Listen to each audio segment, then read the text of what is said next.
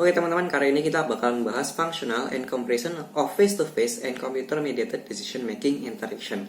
Jadi kita bakal membedakan antara perbedaan ketika kita melakukan pembicaraan secara langsung dengan ketika kita menggunakan media seperti komputer, seperti itu. Nah, pertanyaannya adalah apakah percakapan menggunakan media komputer itu seperti pembicaraan langsung atau face-to-face?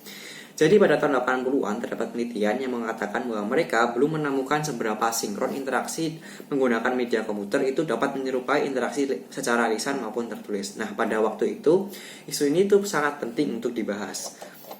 Nah, jadi dalam sebuah penelitian pada tahun 80-an itu terdapat 60 native English speaker dari University of Southwestern Louisiana yang berpartisipasi menjadi partisipan penelitian. Nah, para partisipan dibagi menjadi dua kelompok. Nah, setiap kelompok terdiri atas satu orang laki-laki dan satu orang perempuan.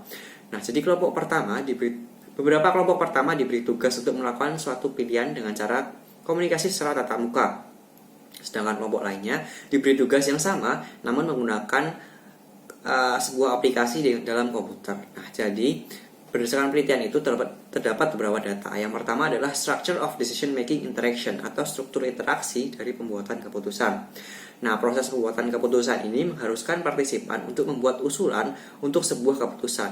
Kemudian usulan tersebut dievaluasi setelah mereka menyadari bahwa keputusan telah disetujui, lalu mereka akan move on ke keputusan selanjutnya, seperti itu. Nah, dari penelitian tadi, istilah orientation, suggestion, dan agreement merupakan istilah yang digunakan untuk memberikan kode yang bertujuan untuk mengidentifikasi ucapan yang berfungsi sebagai indikasi dalam struktur pembuatan keputusan. Dalam sebuah interaksi keluarga yang diamati di Camden tahun 1986, para partisipan mengadopsi sebuah pendekatan konsensual untuk membuat sebuah keputusan, tetapi saran atau sugesti tidak memerlukan evaluasi positif dari setiap partisipan.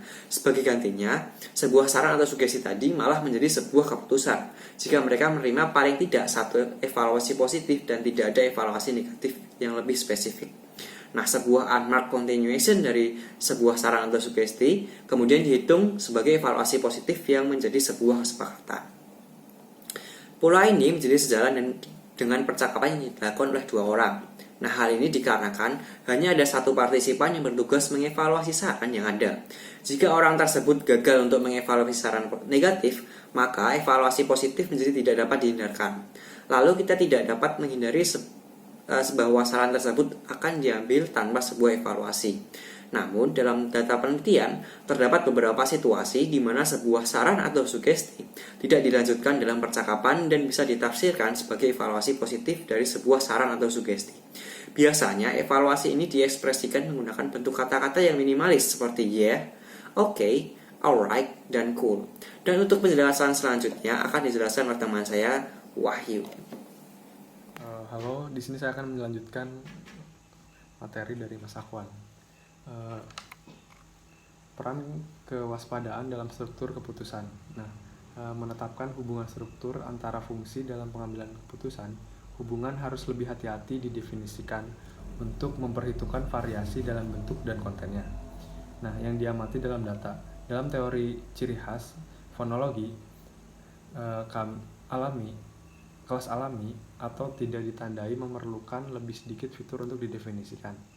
Nah, demikian pula kelanjutannya tanpa tanda membutuhkan lebih sedikit sinyal linguistik untuk menyandingkan fungsinya. Akhirnya kami berharap kelas fonologi ini tanpa tanda akan terjadi lebih sering dalam bahasa di dunia. Karena kami berharap struktur keputusan tanpa tanda akan terjadi lebih sering dalam interaksi dalam pengambilan keputusan. Selanjutnya adalah kategori fungsional dan organisasi sistem pengkodean. Setiap ucapan diklarifikasi dalam salah satu dari 6 fungsi move, salah satu dari 5 fungsi respon, dan salah satu dari 6 fungsi lainnya. Ketika coders menentukan ucapan yang dapat diklarifikasikan dalam lebih dari satu kategori fungsi move, respon, atau lainnya, mereka diinstruksikan untuk memilih kategori yang tertinggi. Selanjutnya, perbandingan fungsional pengambilan keputusan mencakup evaluasi negatif, saran, serta penolakan untuk memenuhi permintaan dan ucapan yang menyangkal kebenaran ucapan sebelumnya. Nah, hasilnya Mengingat upaya tambahan yang diperlukan untuk mengetik pesan ini, tidak mengherankan bahwa interaksi tatap muka jauh lebih lama dibandingkan dengan S-interaction, 259 berbanding 57 ucapan. Kami menetapkan kompatibilitas antara tipe interaksi dengan menganalisis proposisi waktu per wacana fungsi yang digunakan. Kesimpulannya yaitu analisis kategori kode individu menunjukkan bahwa dua faktor utama mempengaruhi perbedaan yang diamati antara interaksi tatap muka dan S-interaction. Pertama, peserta dalam S-interaction cenderung mengabaikan materi linguistik yang tidak perlu, yang membuat apa yang mereka katakan lebih efisien dan lebih mudah untuk mencapai lebih dari satu fungsi.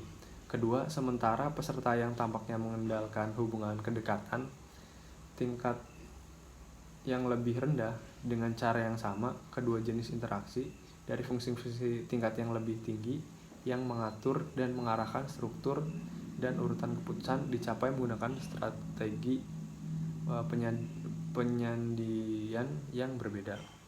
Oke, terima kasih dari saya.